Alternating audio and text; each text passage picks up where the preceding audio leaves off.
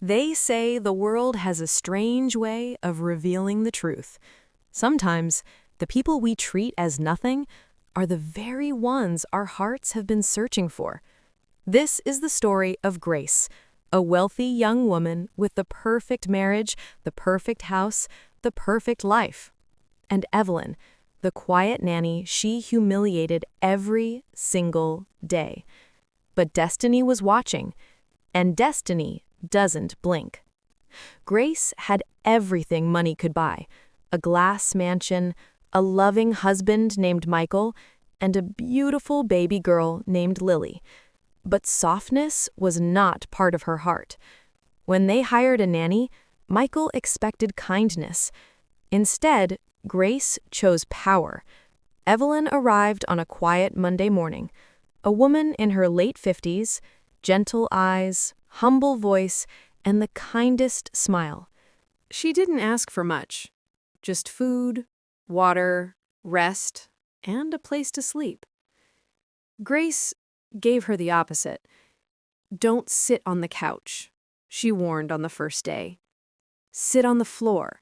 The help doesn't share furniture with the family." Michael was stunned. "Grace, she's human. Come on."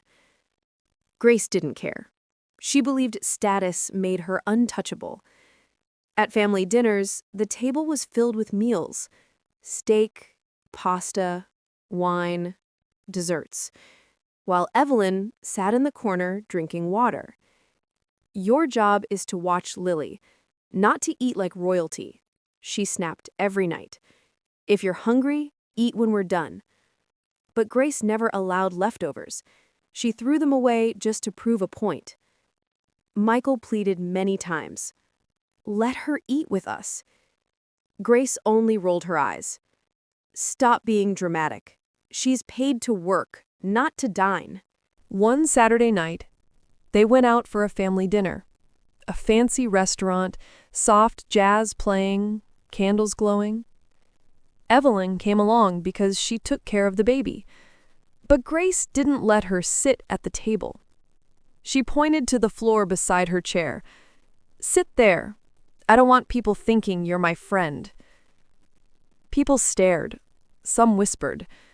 Michael burned with shame. But Evelyn only bowed her head and obeyed. She never fought back, never raised her voice, never complained. Instead, she smiled at Lily, wiping her mouth gently, humming lullabies under her breath. And that smile wasn't fake. It was full of love. It made Michael wonder who this woman was and why she was so gentle toward a world that hurt her. Everything changed on a windy afternoon.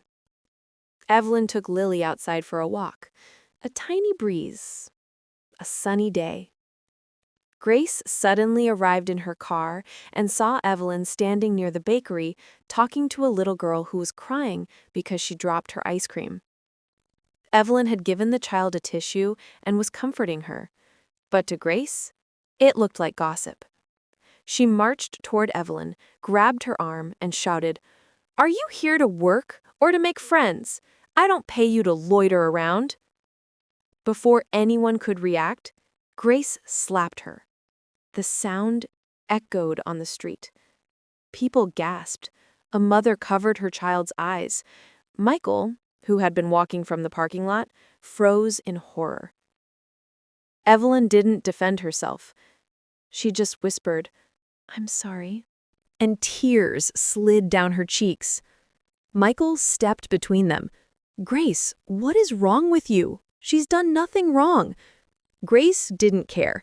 "She's lucky I don't fire her right here. Let's go." But destiny saw everything. That night, Michael had enough. "I'm calling her agency. She's leaving tomorrow," he said. Grace smirked. "Good. Another nanny will come." But Lily cried all night, screamed, kicked, refused to sleep. The baby only calmed down when Evelyn held her. Something about Evelyn's touch, her lullabies, her whispered prayers, they didn't feel like a nanny's love. They felt like a grandmother's love. Michael noticed it. Evelyn tucked Lily into bed and quietly wiped her tears away. Not Lily's, her own. He stepped closer. "Evelyn, why do you cry every night?" She froze, eyes trembling. Before she could answer, Grace walked in. "Why are you talking to the help? Let's go." Evelyn quickly stepped back and bowed her head. But Michael couldn't shake the feeling. The next morning, Evelyn came downstairs early to clean the living room. Michael noticed she dropped something from her pocket. A small, old photograph. He picked it up.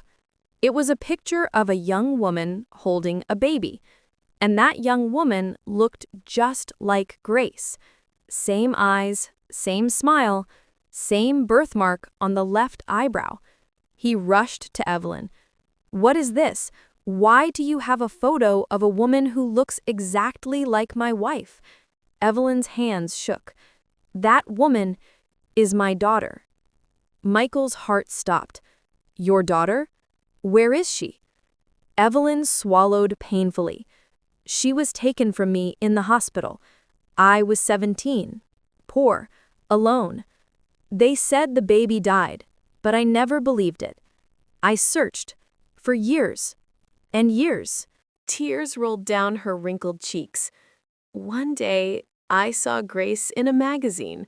Same face, same birthmark. I knew.